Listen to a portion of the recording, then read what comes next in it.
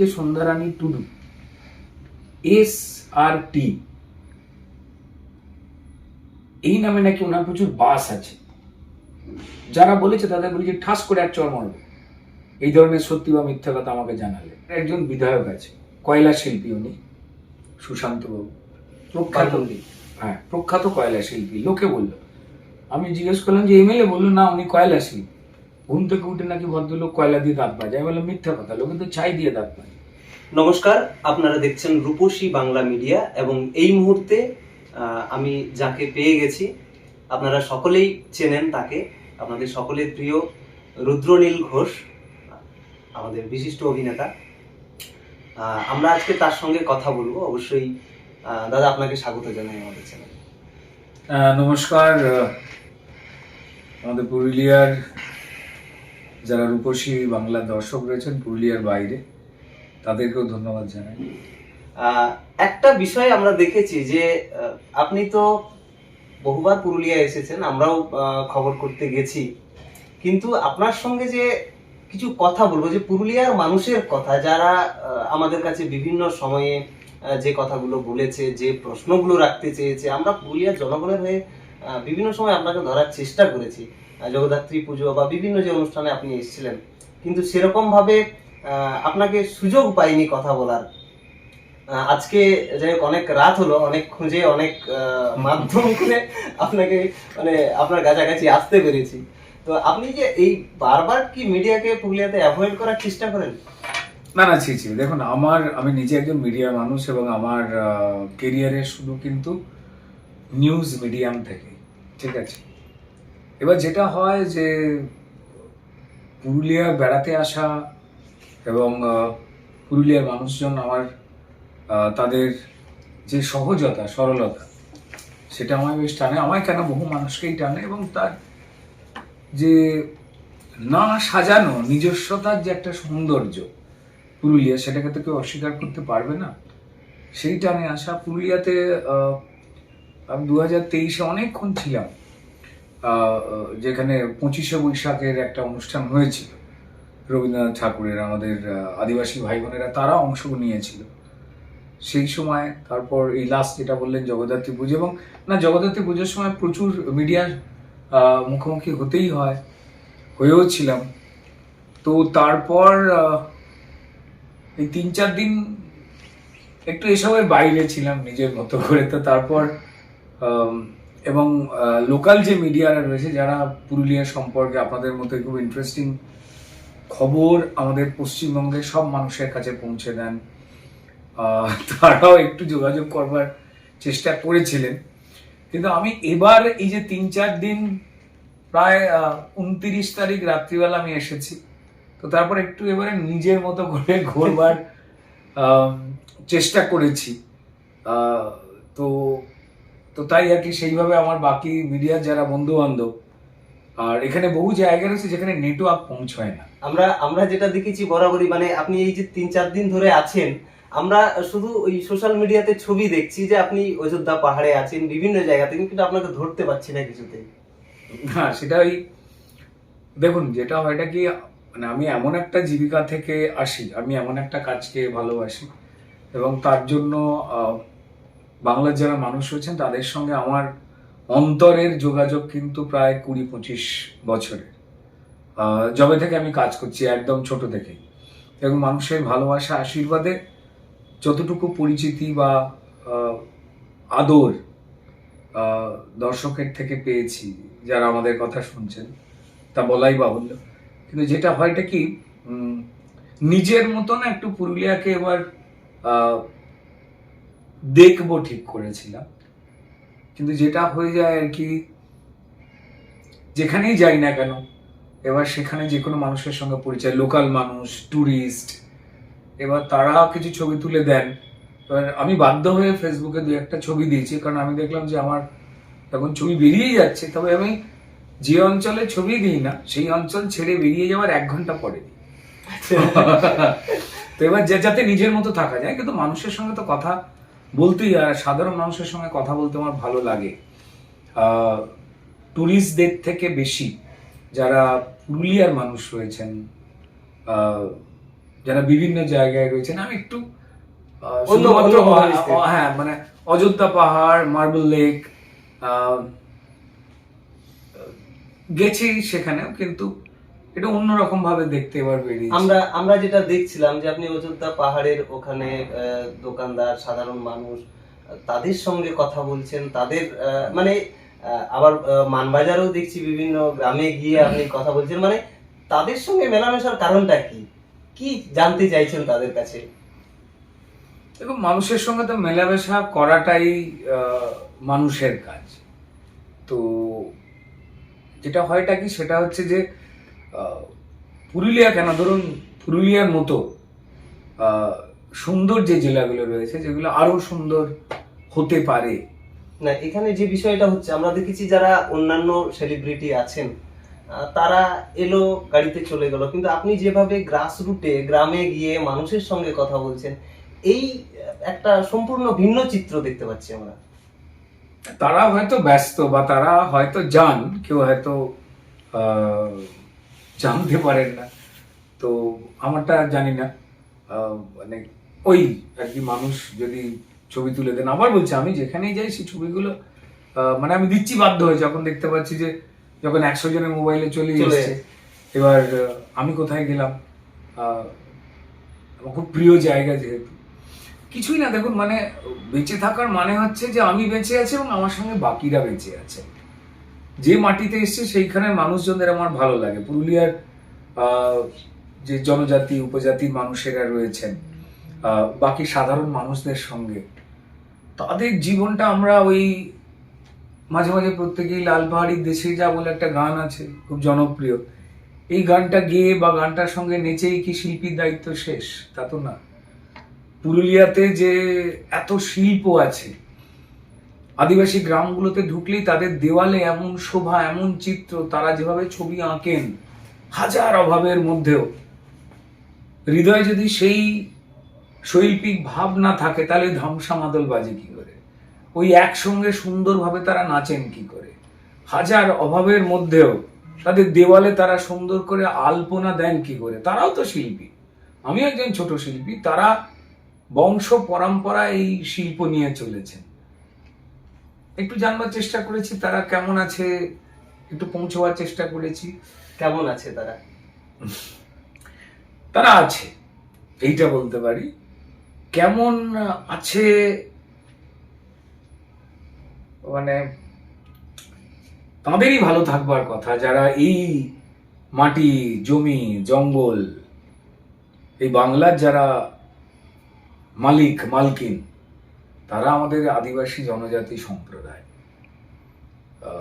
তাদের ভালো থাকাটা উচিত ছিল আমাদের থেকে অনেক বেশি। তারা আসলে ভালো নেই। মানে আমি গিয়েছিলাম বাগমুন্ডির ওখানে মুখোশ গ্রাম বলে একটি গ্রাম আছে, চড়িদার।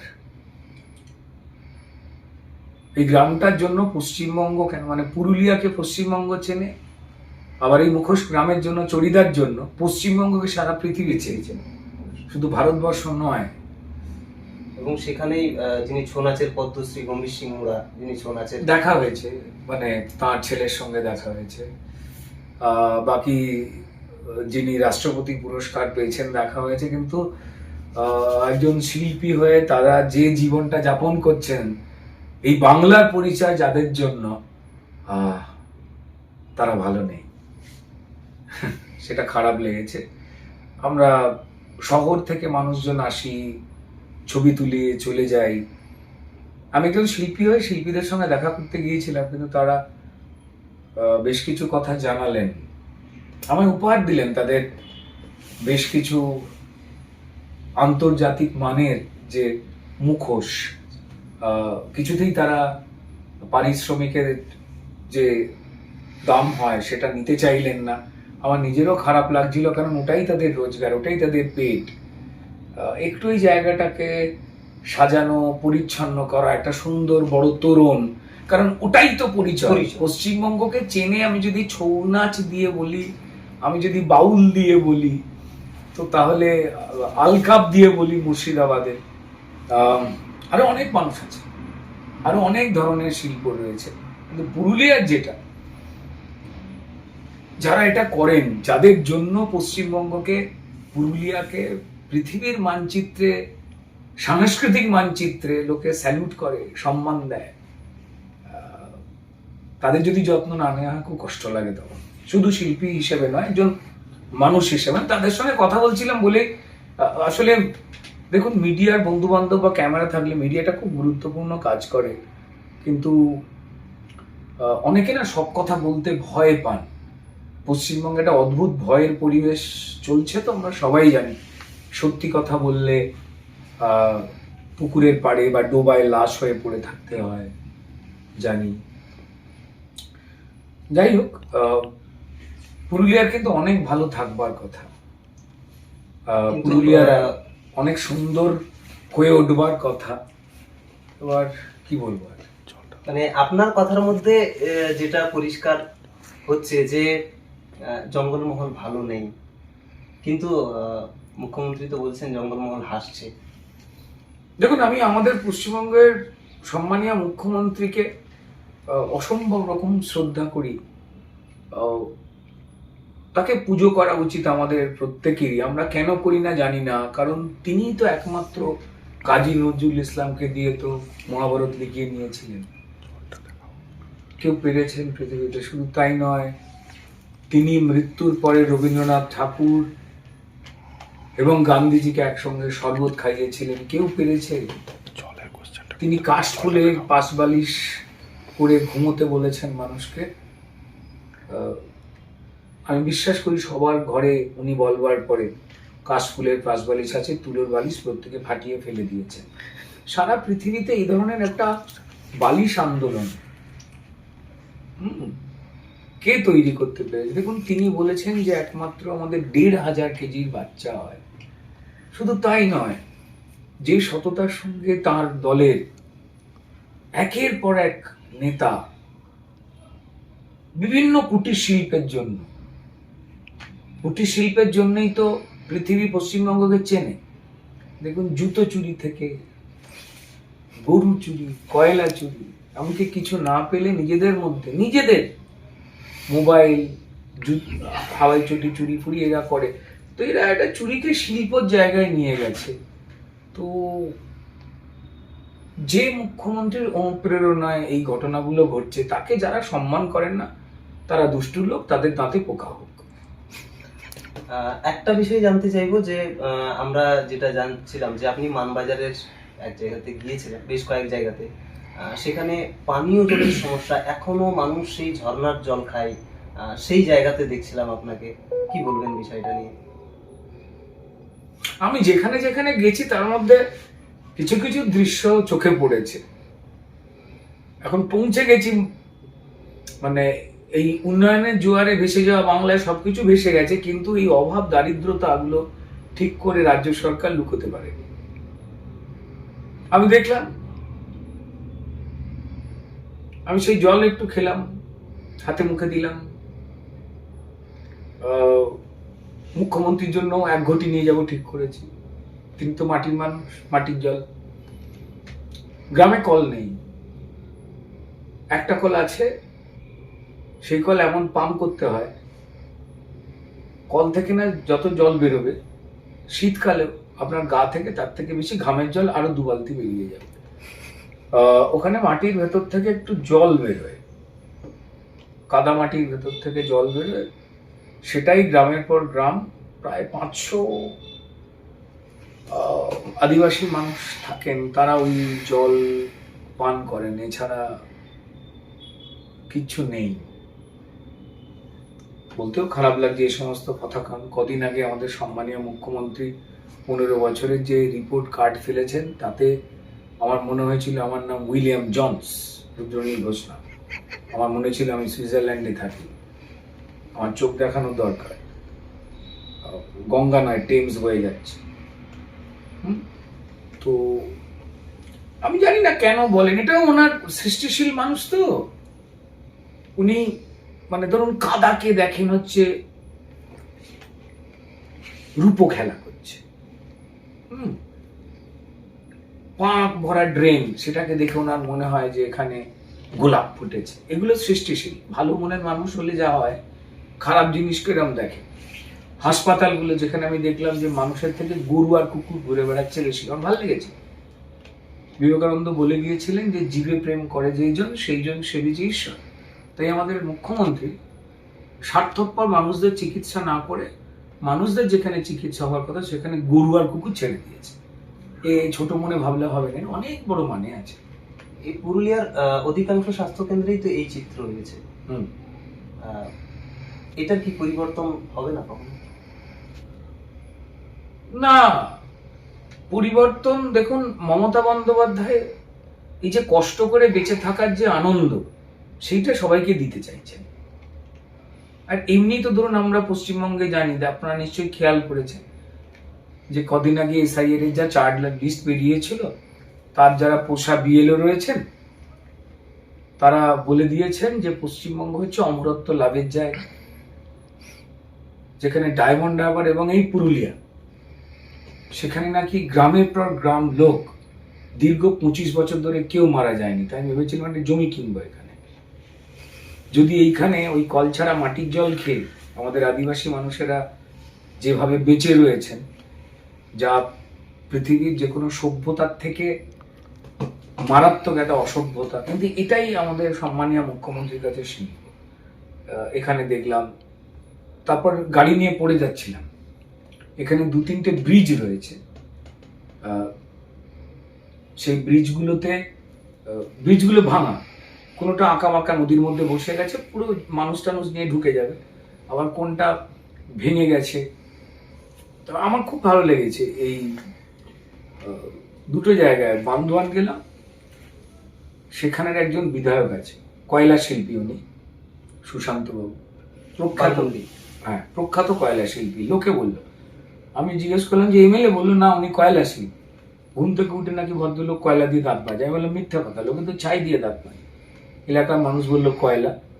এবার আমি তো ওনার দাঁত দেখিনি এখনো পর্যন্ত, আমার দিকে তাকিয়ে হাসলে বুঝতে পারতাম যে লোকজন মিথ্যা কথা বলছে। তবে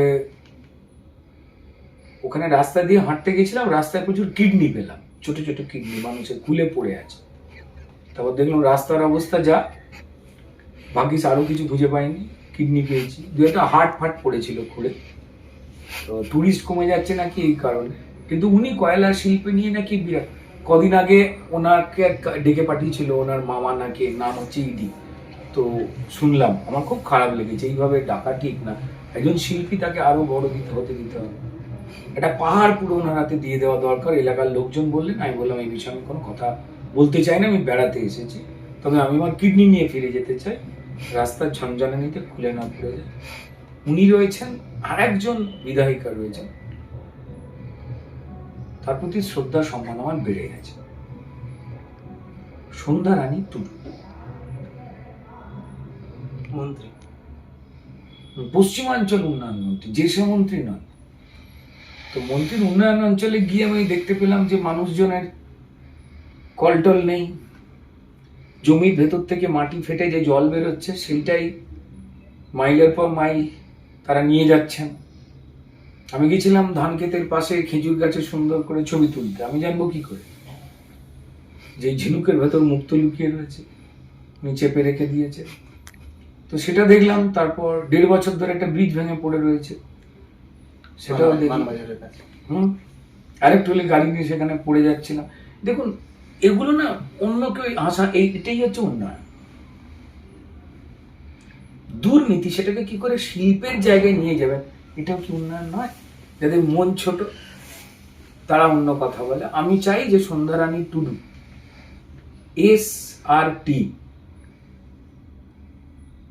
এই নামে নাকি ওনার প্রচুর বাস আছে।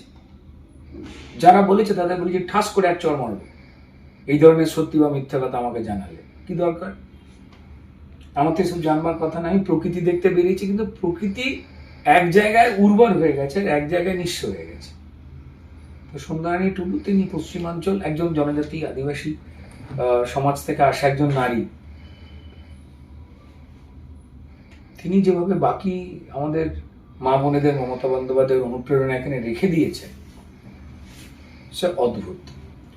আমার নিজের মনে হয়েছে যে ওনাকে আরো এইভাবে জিতিয়ে যাওয়া উচিত, যাতে মানুষ শেষ হয়ে যায়। এইটাই অনুপ্রেরণা। আরো ভোট দিন ওনাকে, আর এমন ভোট দিতে হবে যে এলাকা থেকে ব্রিজগুলোতে ভেঙে পড়েছে, ব্রিজের ভাঙা সিমেন্টে যাতে ওনার দল কাঁধে করে চুরি করে নিয়ে গিয়ে বেঁচে দিতে পারে। আরো হেল্প করা উচিত ওনাকে। যারা ওনাকে ভোট দেন আমি তাদের ধন্যবাদ জানাই, যেটাই তো উন্নয়নের জন্য ভোট দিচ্ছে। রাস্তা নেই, স্কুল নেই, মানুষের জামা কাপড় নেই, জল নেই, এলাকাতে কল নেই, রাস্তা নেই। বর্ষাকালে যেরকম হয় না রাস্তার মাটি বসে গিয়ে, শীতকালে সেই অবস্থা, মানে এখনের যে সময়। তো এদেরই তো যেতাম, উনি আমার মন্ত্রী বটে। তো এই সমস্ত যা ঘুরে ফিরে দেখলাম, আমি ভাবলাম যে কলকাতা আমার বাকি বন্ধুদের বলবো যে এই অযোধ্যা পাহাড়, তারপর এই মার্বেল লেক, এসব কিচ্ছু না। সুশান্ত বাবুর এলাকায় যান, রাস্তায় পড়ে থাকা পিচ রাস্তার মাঝখানে কিডনি গুলো দেখুন, এই পৃথিবীতে কোথাও পাবেন না। সন্ধ্যারানী টুডুর এরিয়ায় যান, মানুষ কি করে জল খায় দেখুন, মাটির ভেতর থেকে। কল আছে কিন্তু খারাপ, হাসপাতাল আছে কিন্তু ডাক্তার নেই, আবার কোথাও কোথাও ডাক্তার নেই, কম্পিউটার গম্ভীর হয়ে বসে রয়েছে সেখানে। এমবিবিএস পড়ানো তুলে দিক। এই আরজিকর থেকে শুরু করে যে চিকিৎসা দুর্নীতি হচ্ছে, না এটা মমতা বন্দ্যোপাধ্যায়ের বড় মন। তিনি জানেন কম্পাউন্ডার দিয়ে চলে যাবে, এমবিবিএস এর কি দরকার। আমার বাড়ির যদি অধিকাংশ লোক শিক্ষক আর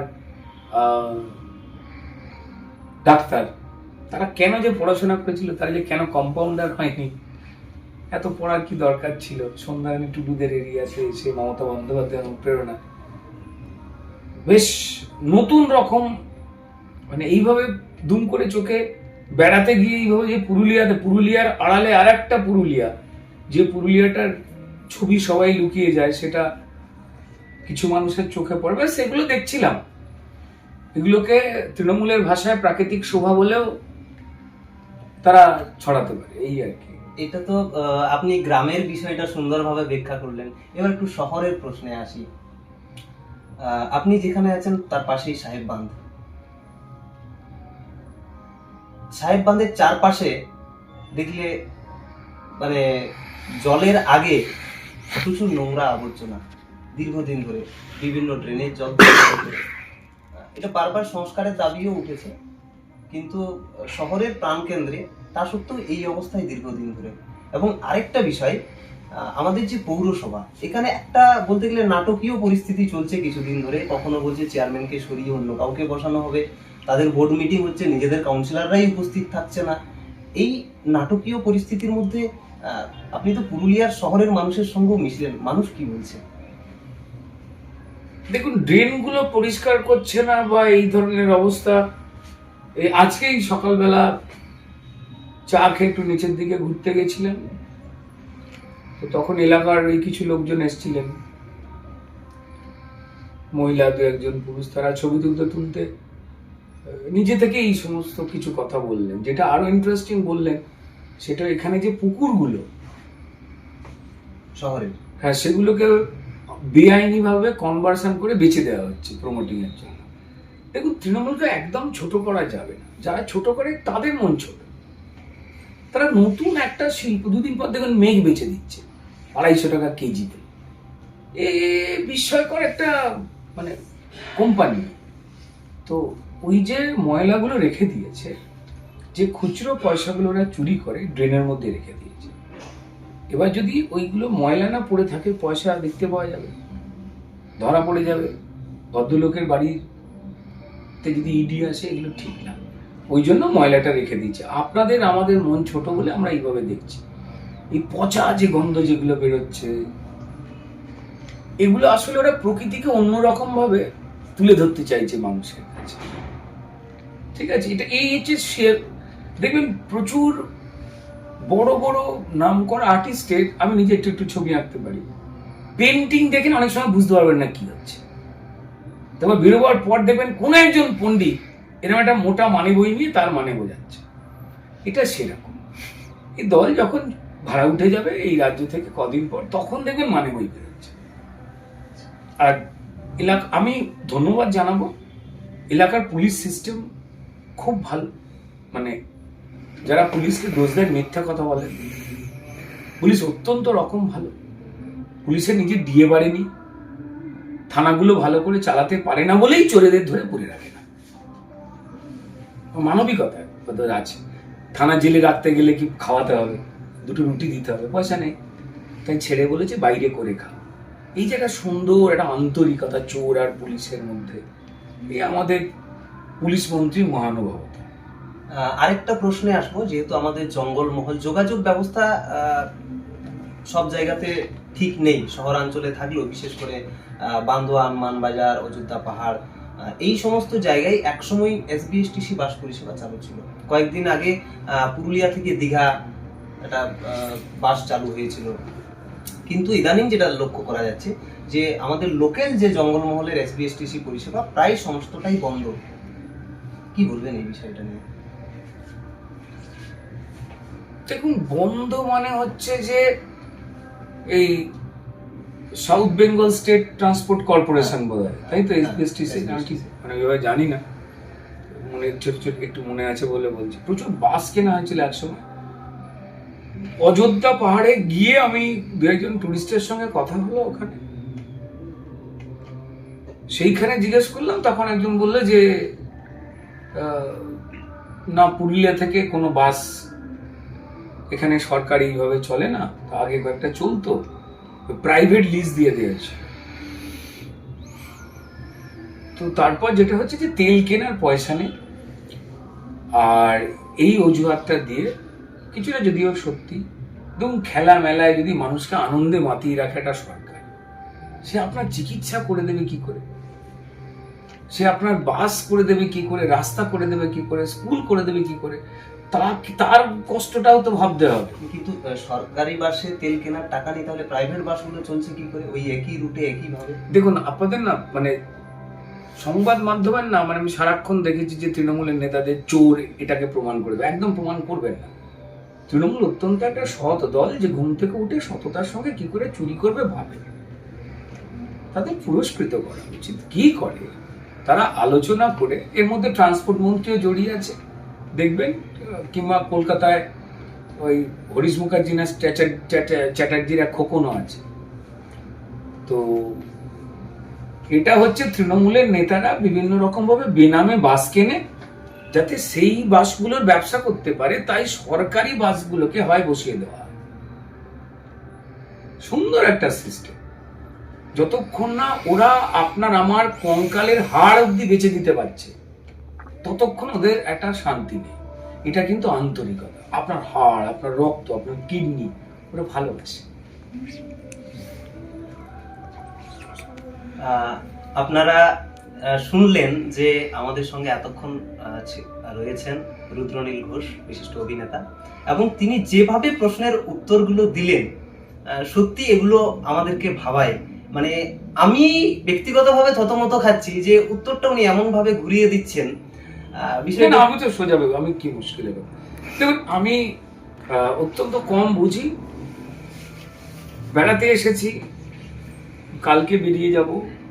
এবার বেড়ানো মানে আমি বেরিয়ে কি কি দেখবো সেটা তো কেউ ঠিক করে দিতে পারেন না। কিন্তু আপনি যেগুলো দেখলেন সেগুলোও কিন্তু ভালোভাবে দেখলেন। হ্যাঁ, মানে চশমা তো আমি ওই জন্য পড়েছি যে যাতে ভালোভাবে দেখতে পাই, ঝাপসা ভাবে না দেখতে পাই। তো এবার দেখুন, প্রত্যেকটা মানুষের ইচ্ছা আছে। এবার যেমন একটা ছোট উদাহরণ দিচ্ছি, আমাকে অত বড় কেউ ভাববে না। ধরুন, প্রচুর গাছ থেকে নারকল পড়েছে, কুল পড়েছে, বেল পড়েছে, তাল পড়েছে, খেজুর পড়েছে, লোকে কুড়িয়ে খেয়ে চলে গেছে। এবার একটা বাগানে আপেল পড়েছিল, একজন কুড়িয়ে খেয়ে নেয়নি, সে সেখান থেকে সূত্র আবিষ্কার করেছিল। ভদ্রলোকের নাম ছিল নিউটন। এবার দেখুন, আপেল আপনার সামনে পড়েছে, নারকল পড়েছে। এবার আমি নিউটন একদম দাবি করছি না, আমি ক্ষুদ্রাতি ক্ষুদ্র, আপনি আপনার মতো আমাদের যারা কথা শুনছে, আমি একজন সাধারণ একজন মানুষ। কিন্তু আমি কি দেখবো, দেখতে পাবো? আমি অন্য মানুষের চোখের জলটা দেখবো, না তার মুখের হাসিটাতেই আমি মোহিত হয়ে ভুলে যাব সবটা?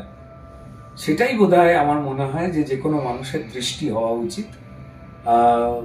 আমার একটু একটু সেই দৃষ্টি আছে, পুরোটা নয়। আরো প্রচুর মানুষ আমি জানি পুরুলিয়াতে রয়েছেন যারা পুরুলিয়ায় থেকে পুরুলিয়া মানুষের জন্য কাজ করছেন। আপনাদের এই চ্যানেলটি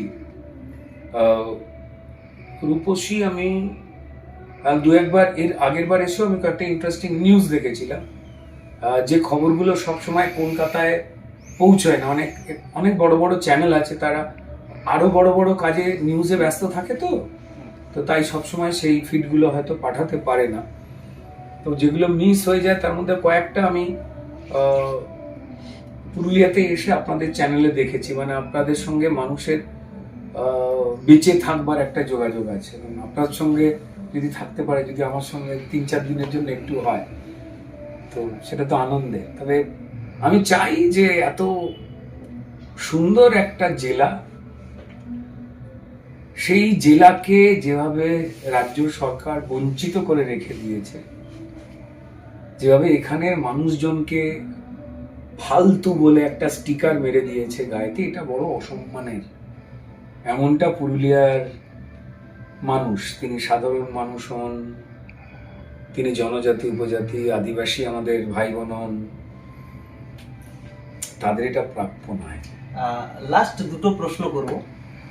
যেহেতু আজকেই আদালতের একটি রায় ঘোষণা হয়েছে, চাকরি ক্ষেত্রে 32,000 এসএসসি তাদেরকে বহাল রাখা হয়েছে, এই বিষয়টা নিয়ে কি বলবেন? দেখুন, একজন কমন মানুষ হিসেবে বলতে পারে, যদি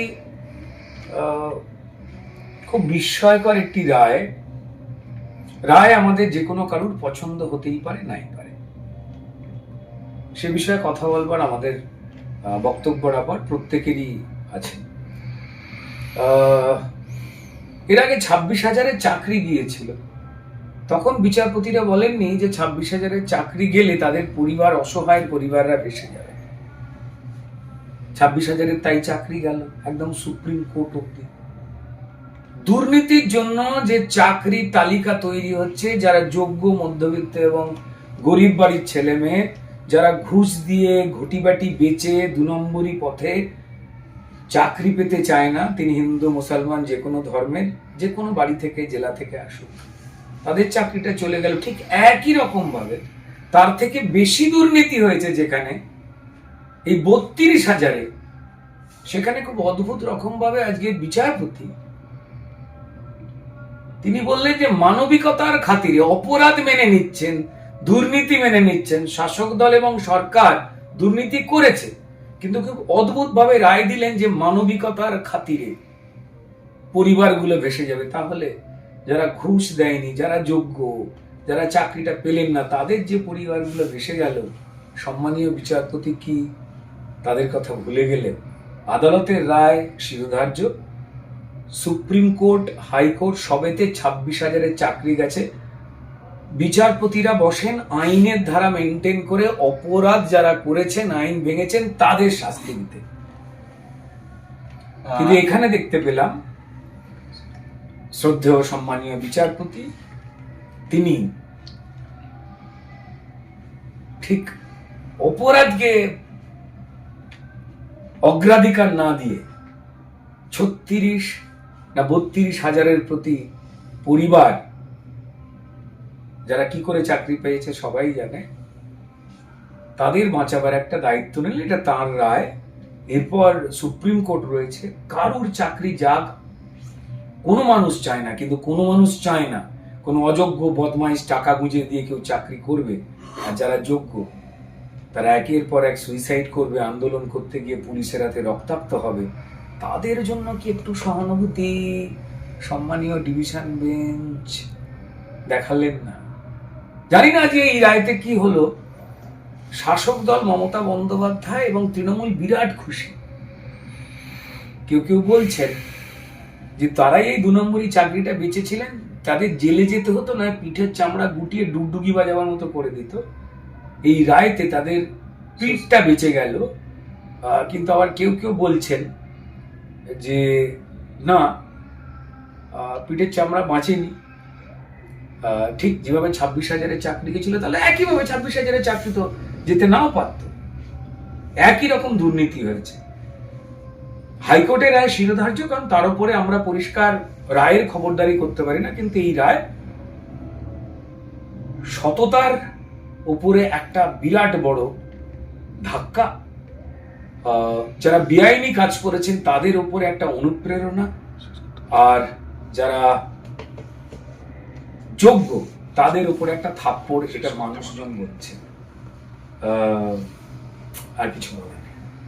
লাস্ট একটা প্রশ্নে আসবো, 26-এ কি পরিবর্তন আসবে বাংলায়? পরিবর্তনের তো সিদ্ধান্ত হয়েই গেছে। দেখুন, মমতা বন্দ্যোপাধ্যায় থেকে সৎ ব্যক্তি পৃথিবীতে এখনো জন্মায়নি।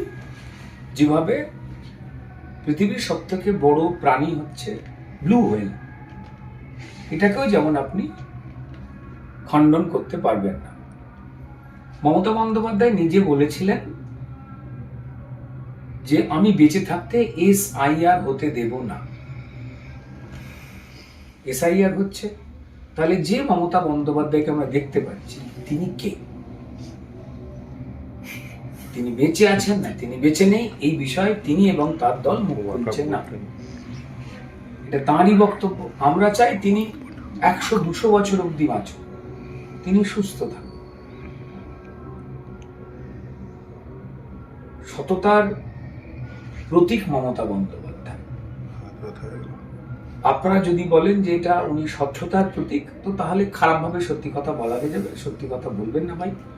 আপনার চ্যানেল দেখবেন কালকে পুলিশ তুলে দিয়েছে, তারপর আটকে দিয়েছে। মমতা বন্দ্যোপাধ্যায় এত সৎ যে তিনি কদিন আগেই যে ওয়াক অফ বিল নিয়ে বিরোধিতা করিয়ে তিনি সিদ্দিকুল্লাহ চৌধুরীদের রাস্তায় নামিয়ে মহেশতলা, মুর্শিদাবাদ, মোথাবাড়িতে রক্তারক্তি করালেন, হিন্দু হত্যা করালেন। হাইকোর্টের রিপোর্ট বলল যে সিদ্দিকুল্লাহ চৌধুরীর যে গ্যাং, মেহবুব আলম, যারা হরগোবিন্দ দাস, চন্দন দাসকে কুপিয়ে কাটলো মুর্শিদাবাদে, এবং এই আন্দোলনের নামে হিন্দু হত্যা, হিন্দুদের পতাকা, গেরুয়া ধ্বজ এসব নিয়ে অসভ্যতামি করে ভাঙচুর ছেড়ে দেওয়ার জন্য তিনি সিদ্দিকুল্লাহ চৌধুরীকে নাকি ফোন করে ধন্যবাদও জানিয়েছেন। আমি বলিনি, সিদ্দিকুল্লাহ চৌধুরী মমতা বন্দ্যোপাধ্যায়ের মন্ত্রী, তিনি বলেছেন, আমি বলছি না। তো তার মতো এত সৎ মানুষ পশ্চিমবঙ্গে একটা কোনোদিন জন্মেছে? মমতা বন্দ্যোপাধ্যায়ের মতো সৎ কোন মহাপুরুষ রয়েছে যাদের আমরা জীবনী পড়ে বড় হয়েছে? আমাদের সৌভাগ্য যে মমতা বন্দ্যোপাধ্যায় তিনি আমাদের মধ্যে এখনো রয়েছেন, এটা আমাদের বড় পাওয়া। আর যতদিন উনি থাকবেন ততদিন আপনার আমার বাড়িতে কাশফুলের পাশবালিশে বিছানা ছেয়ে যাবে। এটা তো আমাদের আনন্দ না? তো উনি বলেছিলেন যে কচুরিপানা চেয়ার টেবিল আমার বাড়িতে আমি করতে দিয়েছি। কাঠের মিস্ত্রি 2 মাস ধরে কচুরিপানা কাটতে পারছে করার।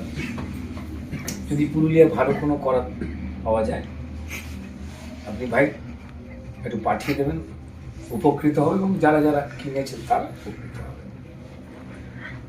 অনেক ধন্যবাদ জানাই রুদ্রনীল ঘোষ মহাশয়কে আমাদের সঙ্গে এতটা সময় দেওয়ার জন্য, এবং সমস্ত দর্শকদেরও আমরা ধন্যবাদ জানাই আমাদের সঙ্গে থাকার জন্য। আজকের মতো এই বিশেষ সাক্ষাৎকার এখানেই শেষ করছি। নমস্কার।